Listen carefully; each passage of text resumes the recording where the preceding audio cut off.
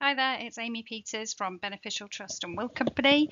I just wanted to take you through an example of a situation that we get asked about almost on a daily basis, and that is, should I gift my house to my children now?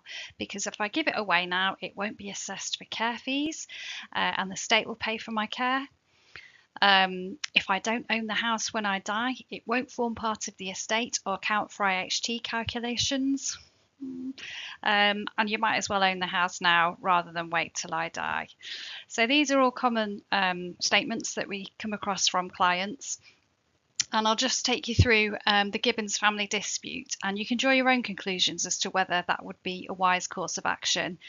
So this dispute centred around mother Norma and daughter Dawn.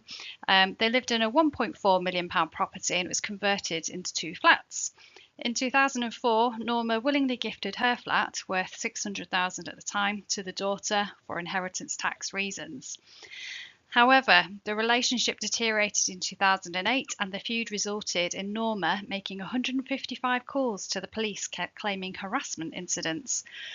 Norma deliberately created water leaks into the downstairs flat where the daughter lived.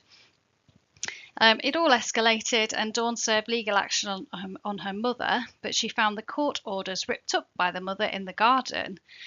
So this continued for some time, and in 2022 the daughter took action to evict the mother from the property. The mother claimed at her defence that the gift had been made to the daughter with the explicit expectation that she could live there for the rest of her life, and that if she thought the daughter would kick her out, she would never have made the transfer. But the judge ruled that the two defences made by Norma were mutually exclusive and incompatible. How could one have been tricked into the conveyance? And also claimed that an unintentional transfer carried with it the expectation that the transfer would allow for a continued occupancy for life. It just didn't stack up. So what was the ruling? Well, the ruling was that request that by Dawn that her mother be evicted was granted.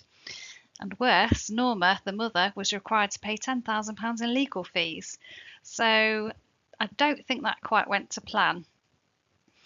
In terms of what's the reality of this, when people talk about giving away homes now, gifting property but continuing to live in it as if it were your own is classed as a gift with reservation of benefit. So it's considered, unless market rent is paid, it's still considered to be part of your estate, and there's some other rules around that as well. There's additional tax impacts for the daughter. She already owned a property, so now owning a second property, she may have additional capital gains tax, stamp duty, land tax considerations, and it would have been ineffective for inheritance tax, so she would still have been subject to that potentially as well had this kind of dispute not arisen. Would the gift have been effective for mitigating care fees? Who can say? It would be a case of running the gauntlet with a local authority on that, I'm afraid. And I think with this, we always assume that the solution is simple. And if it was that simple, we would all do it, wouldn't we? So all I would say is always ensure professional advice is taken before you gift away something substantial, such as the family home that you've probably worked all your life for. Get in touch if you need any more information. If you've got any questions, we'd love to hear from you.